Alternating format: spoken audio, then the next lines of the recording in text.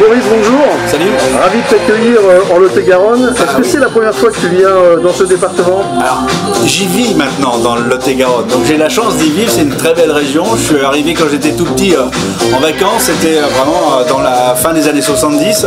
Et puis j'ai une maison là-bas, j'y suis bien, mais c'est rare que je me produis dans le Lot-et-Garonne, donc à part le château de Duras, je crois que c'est une première en discothèque dans le Lot-et-Garonne. D'accord, en fait on a la primeur et c'est génial. Mais oui, voilà.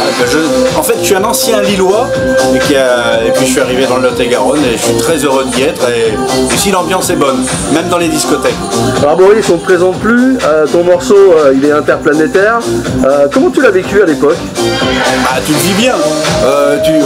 Un échec, tu le vis mal, mais quand tu as un tube et qui se retrouve numéro 1 du top 50 et que le deuxième fait numéro 2, c'était Miss Camping, tu vois, bon tu vis bien, tu parcours la France, tu vois plein de gens, tu vois des gens gentils parce que la chanson est sympa, la chanson est très second degré, donc mon public bizarrement est très second degré aussi, on le vit très très bien, je peux te le dire. Ouais, parce qu'on le voit dans tous les showcases où tu passes, c'est complet, c'est vraiment même, je vais te dire, le bordel tellement c'est génial.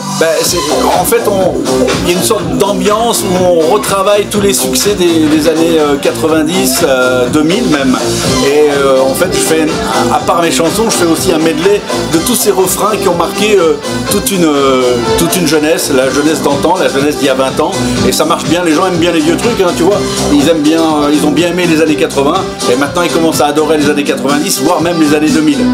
Est-ce que tu crois que, tiens, on va en parler directement, l'actu de Boris actuellement, t'es sur quoi?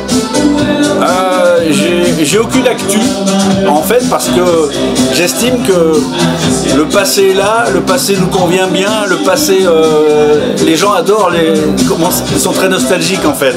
Donc je sais pas si je faisais un nouveau titre, je crois qu'on me dirait ouais mais c'était mieux sur la disco. Alors je veux pas tomber dans le syndrome Patrick Hernandez parce que on le vit un peu quoi.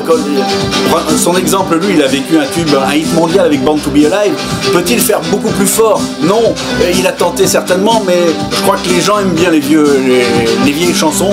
Donc il n'y a pas d'actu, mais l'actu elle est quand même, elle me prend du temps quand même s'il n'y a pas de nouveauté, c'est-à-dire qu'on parcourt toute la France et même la Belgique, voire la Suisse, en faisant des prestations pour jouer les anciens titres. Donc ça nous prend beaucoup de temps en fait. Alors effectivement, si tu devais faire quelque chose d'autre que de la musique, est-ce que tu as des passions par exemple qui t'amèneraient à faire, je sais pas moi, de la littérature, écrire un bouquin, quelque chose comme ça? Non, je crois que si j'avais plus de temps, j'irais à la pêche. Lot-et-Garonne, c'est très bien pour aller à la pêche, j'y allais quand j'étais gosse. Maintenant j'ai pas trop le temps parce qu'en fait j'exerce un deuxième métier.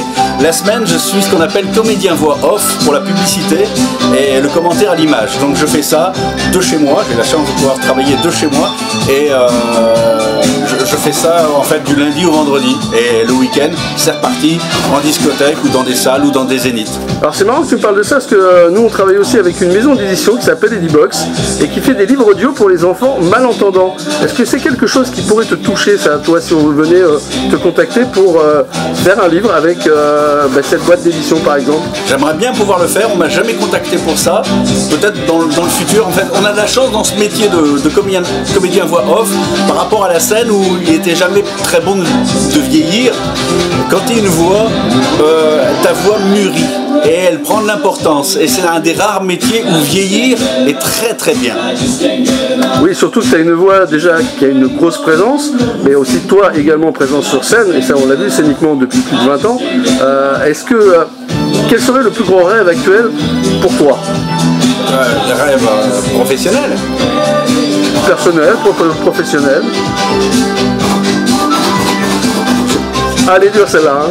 Mais oui, elle est dure parce que j'estime d'être un privilégié depuis une trentaine d'années. Je vis de ma passion, donc les rêves, je les vis et j'ai plus besoin de grand chose d'autre. Tout me va bien, je suis bien dans ma peau, je suis bien dans mon métier, je suis bien dans ma vie, donc tout va bien.